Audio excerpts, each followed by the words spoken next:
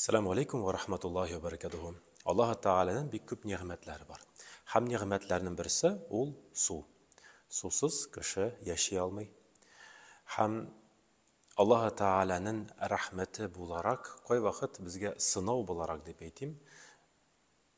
Allah Teala su nimetin ala hem uzak vakit kişi susuz, yağmurсыз tilmergeç. Şunda bir amel var, ol da inde salatul istisqa, yani namaz okuybiz, hem şu namaz bilen biz Allah Teala'dan yağmur sıraybiz.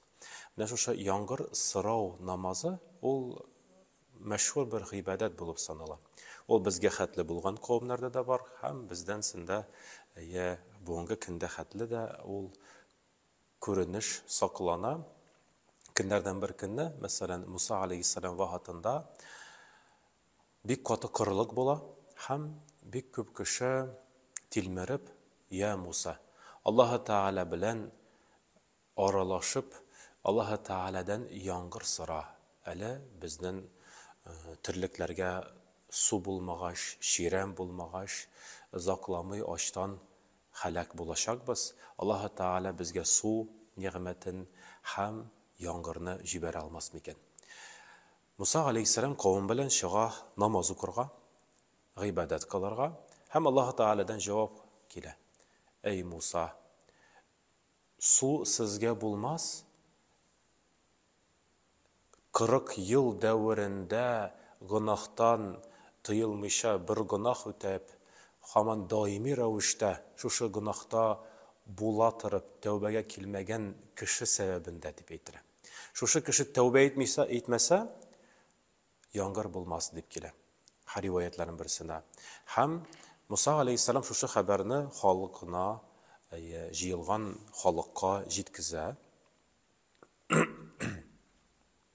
Jiyilgan halkka jitkize hem halktan bir şul arasında bulgan bir günahlı bende anlay anın turunda söz bara ekenligin 40 yıl devrinde uyalmışa, Allah Teala'nın azabından korkmışa, günahtan lezzet alıp tövbege kelmişa, ol günahını daimi rəvişte ötegen bula. Ama derekin şu mezgilde anlay özünün hatalı ekenligin, kişiler aldığında hurlukka kalmasın için işinden tövbege kile. İşinden ya Rabbim 40 yıl devrinde benim günahımna, benim hatamna sen qaşırgan idin, yaşırgan idin. Hazırgıda mezgilde meni kişi aldığında hurlukka kaldırma. Ya Rabbim tövbe etemin. Başka şu günahka kaytmamım. Ya Rabbim Allah Teala sana sığınamın deyip ol tövbege kile. Hem tövbesi bütüge ok Allah Teala'nın rahmeti bilen yağmur yava.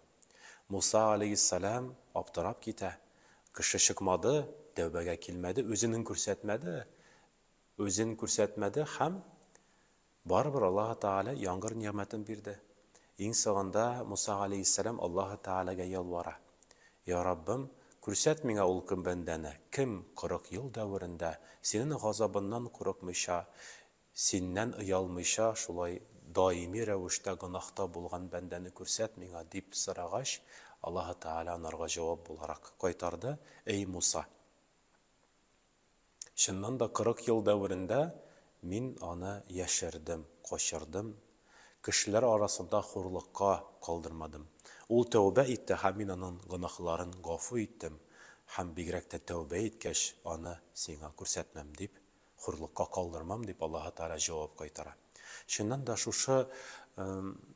gazaplarının, hatta Kur'an'da Allah Teala ayta, bir küp sınavlar, tırmışta bulgan ağırlıklar alar, sizin günahlar sebebinde kilip çığa, deyip Allah Teala'nın aytken sözü var.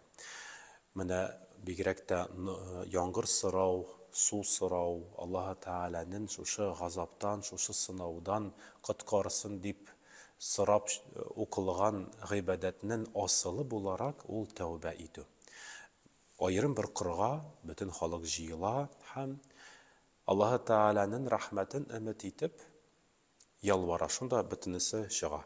Adılar, balalar, xatınlar, hatta türlüklerin, ide bulgan türlüklerin de bulunga çıgarıp бөтенесе Аллаһы Тәгалә каршына басып, 2 рәкәгать намаз укып, тәүбәгә киләләр, Аллаһы Тәгаләдән яңгыр сорыйлар. Әле күптән түгел дә безнең бер районда шулай ук яңгыр сорап чыктылар һәм инде Аллаһы Тәгалә рәхмәте белән шушы Аллаһы Тәгаләнең нигъмәтенә, яңгырга ия булдылар. Намаздан кайтып җитәргә дә өлгермиләр. Аллаһы Тәгаләнең рәхмәте белән бәйле булган яңгыр кыя башлый. Хәтта бер риваят искә төште. Бер авылда зак вакыт яңгыр булмагач, имам халыкка чыга, әйдәгез бергәләшеп, җыелышып, намаз укып алыйк. Аллаһы Тәгаләгә яңгыр сорап ялварыйк дип әйтә. Бөтенесе шунда намазга җыелышалар. Һәм инде хәзрәт кеше үзенең белән янәшә бер яшь кенә малайны бастыра. Яшь үсмерне. Ни өчен шушы яшь кешене янәшә бастырасың дип сорау биргәч, хәзрәт әйтә, ул егет кенә дуганың көчле икәнлегенә ышанып килде.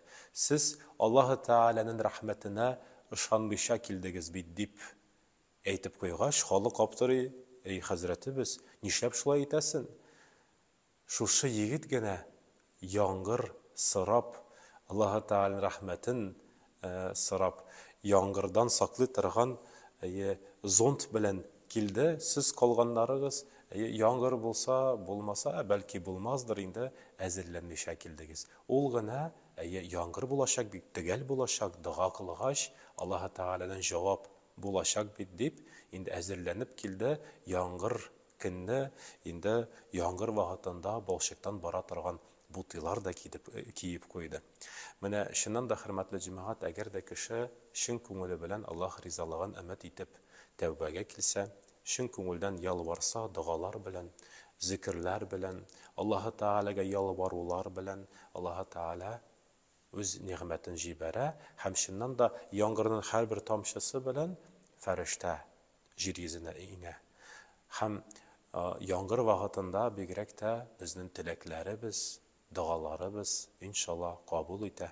Аллаһы Тәгалә шуңа күрә берәр сынау килгәндә, афат килгәндә, берәр тормыш юлыбызда киртә булганда, иң әүвәл Аллаһы Тәгаләгә ялварып, тәүбә итсәк, һәм инде шушы сынаулардан иман белән, шөкранә белән, ризалык белән чыгып, ике дөнья бәхетенә, бәрәкәтенә ирешүен насип әйләсен. Ассаламу алейкум ва рахматуллаһи ва баракатуһ.